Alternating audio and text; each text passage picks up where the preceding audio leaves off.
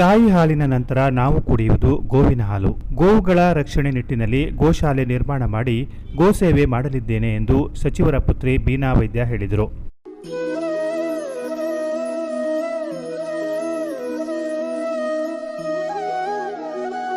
ನಮ್ಮ ತಂದೆಗೆ ಹಸು ಕರುಗಳೆಂದರೆ ಪಂಚಪ್ರಾಣ. ಹೀಗಾಗಿ ಅವರ ಇಚ್ಛೆಯಂತೆ ನಾವು ನಮ್ಮ ಮನೆಯ ಪಕ್ಕದ ಪ್ರದೇಶದಲ್ಲಿ ಗೋಶಾಲೆ ಸ್ಥಾಪನೆ ಮಾಡುತ್ತಿದ್ದೇವೆ. ಪ್ರಥಮ ಹಂತದಲ್ಲಿ ಸುಮಾರು 10 ರಿಂದ 15 ತಳಿಗಳ ಹಸುಗಳನ್ನು ಇಲ್ಲಿ ನೋಡಿಕೊಳ್ಳಲಾಗುತ್ತದೆ. ದೇಶಿ ತಳಿಯ ಹಸುಗಳು ರೈತ ಸ್ನೇಹಿಯಾಗಿವೆ. ದೇಶಿ ತಳಿ ಹಸುಗಳ ಹಾಲು ಉತ್ತಮ ಆರೋಗ್ಯಕ್ಕೆ ಸಹಕಾರಿಯಾಗಿದೆ. ದೇಶಿ ತಳಿಗಳನ್ನು ಸಂರಕ್ಷಿಸುವುದು ನಮ್ಮ ಕರ್ತವ್ಯವಾಗಿದೆ ಎಂದರು.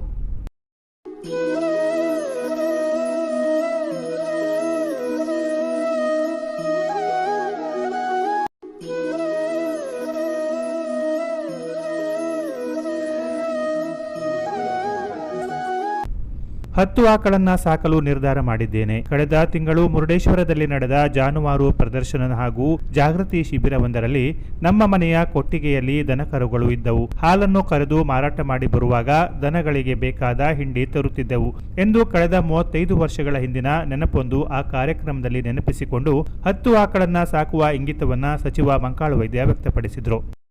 ದೊಡ್ಡವರು ಹೇಳ್ತಿದ್ರು, ಅವಾಗೆಲ್ಲ ಮನೆ ಪಕ್ಕದಲ್ಲೇ ಕೊಡುಗೆ ಇರ್ತಿತ್ತು. ನಮ್ದೆಲ್ಲ ಮನೆ ಹೀಗೆ ಕುಡಿಕೆ ನೋಡಿದಾಗ ಎಲ್ಲ ನನಗೆ ಹಳೆ ನೆನಪಾಯಿತು. ನಮ್ಮ ಮನೆ ಇರ್ತಿತ್ತು, ನಾವು ಹಾಲು ಕರಿತಿದ್ರು. ಹಾಲು ತಗೊಂಡು ಕುಡಿದಿದ್ದು ನಮಗೇನು ಬೇಕು ಇಟ್ಕೊಂಡು ಉಳಿದಿದ್ದು ತಗೊಂಡೋಗಿ ನಾವು ಹೋಟೆಲಿಗೆ ಕೊಡ್ತಿದ್ರು.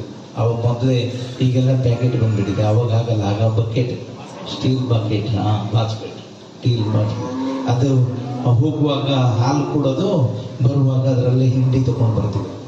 ನಾವು ಒಂದು 10 ಆಕಳು ಸಾಕು ಅಂತೇಳಿ ನಿರ್ಧಾರವನ್ನು ಮಾಡಿದ್ದೇನೆ. ನಾನು ಆಕಳು ಸಾಕಿ ಆಕಳನ್ನು ತಂದು ನಿಮಗೆಲ್ಲ ನಿಮ್ಮ ಮಾಹಿತಿ ಇದ್ದವರಿಗೆ ನನಗೆಲ್ಲ ಸ್ವಲ್ಪ ಮರ್ತೋಗಿದೆ. ಈಗ ಒಂದು 35 ವರ್ಷ ಆಯ್ತು ಬಿಟ್ಟು ಬಂದು. ಸಂದರ್ಭದಲ್ಲಿ ಕುಟುಂಬ ವರ್ಗ, ಸ್ನೇಹಿತರು ಹಾಗೂ ಕಾರ್ಯಕರ್ತರು ಪಾಲ್ಗೊಂಡು ಶುಭ ಹಾರೈಸಿದರು.